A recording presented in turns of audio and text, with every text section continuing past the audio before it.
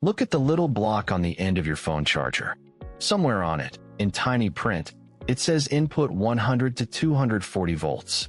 That charger is built to survive anywhere on Earth because the world never agreed on a single answer.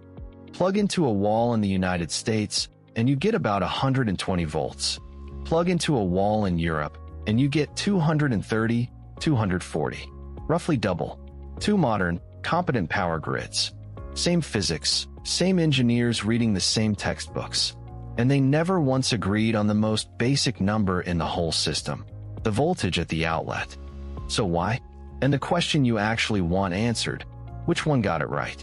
The answer is one historical accident, one hard law of physics, and a clever trick most Americans have never heard of.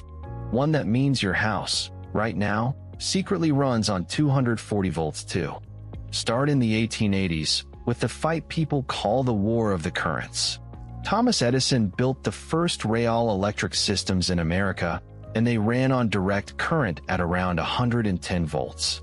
That number wasn't handed down from physics. It was set by his light bulb. Edison's carbon filament bulb glowed nicely at about 100 to 110 volts, so that's the voltage he built the whole system around. The grid was designed to fit the bulb. Edison lost the war. Alternating current, backed by Westinghouse and Tesla, won because AC can be pushed up to high voltage with a transformer, sent for miles, and stepped back down. Direct current couldn't do that. So the grid became an AC grid. But here's the thing. The customer never noticed the war.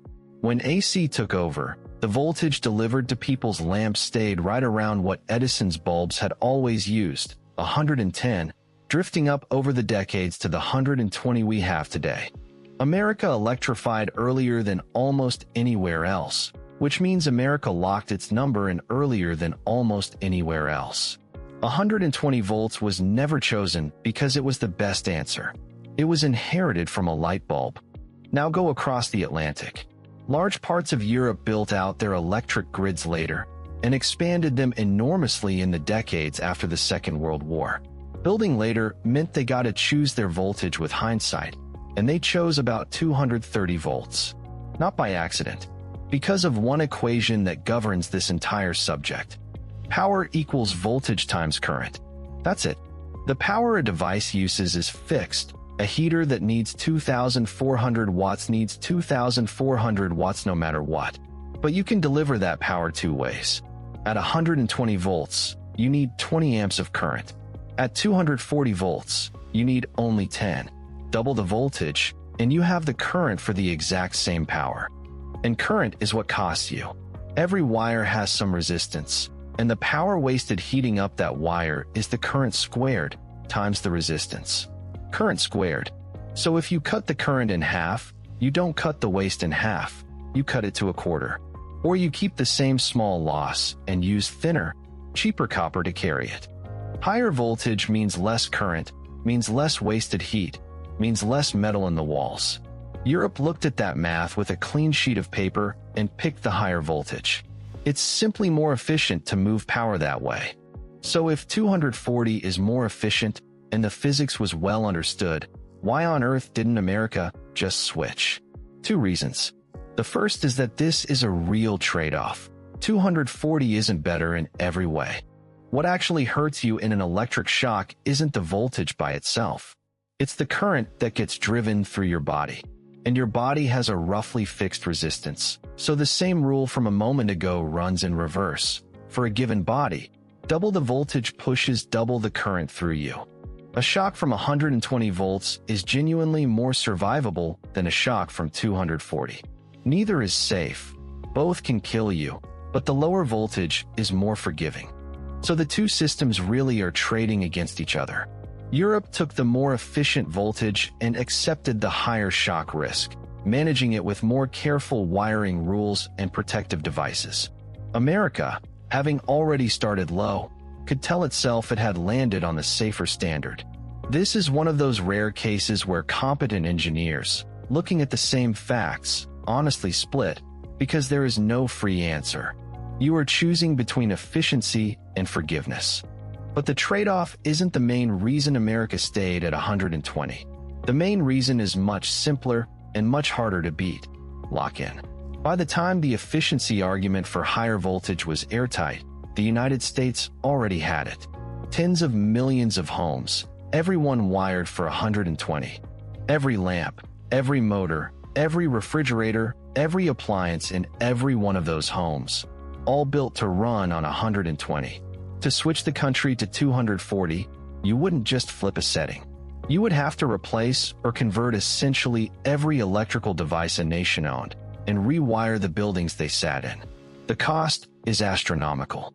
The benefit is real but incremental, a bit less waste in the walls. No one is ever going to pay that bill. And so America is frozen. Its standard voltage is the operating voltage of a 19th century light bulb, kept alive not because anyone thinks it's optimal, but because the one moment you could have changed it cheaply passed more than a century ago. Engineers call this path dependence. The first choice quietly decides all the later ones. Except, and this is the part almost no American knows, the country didn't actually have to choose. Your house has 240 volts in it right now. Look at the transformer serving your street. It does not hand your house 120 volts. It hands it 240. And then it splits that 240 into two halves around a middle wire, called the neutral. Measure from either half to that center wire, and you get 120. Measure across both halves, from one side all the way to the other, and you get the full 240. So every ordinary thing in your house, the lamps, the phone chargers, the TV, the outlets you touch every day, taps just one half. 120 volts. The safe, forgiving voltage on everything your hands actually go near. But your electric clothes dryer, your oven and range, your water heater, your central air conditioner, and your EV charger, those reach across both halves and take the full 240. And that is exactly right, because those are your biggest power hogs, and big loads are precisely where the efficiency of higher voltage, that current squared saving from before, pays off the most. America didn't split the difference between Europe and itself. It took both.